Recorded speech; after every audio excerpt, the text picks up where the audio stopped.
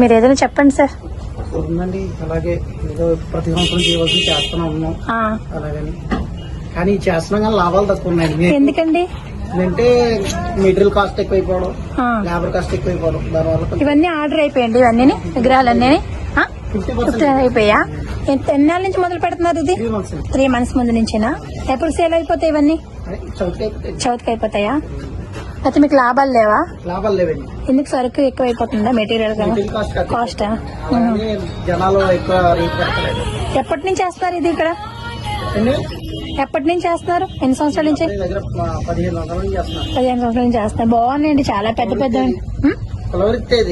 Kolaveri first నుంచి ఇదేనండి. ఇది వినాయకుడి విగ్రహాలు ఒకటే చేస్తారు.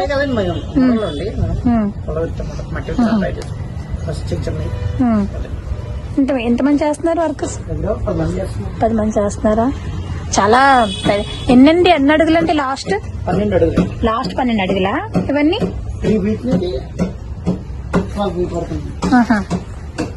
మీరేం మాట్లాడతారా? మీరండి, ఇది శివాజీని పెట్టారేంటండి? అలా వచ్చిందా? ఎవరైనా చేయమన్నారా?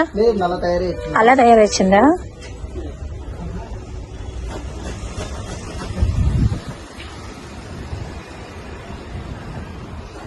నేను మొన్న వచ్చినప్పుడు చూస్తే వెళ్ళానండి.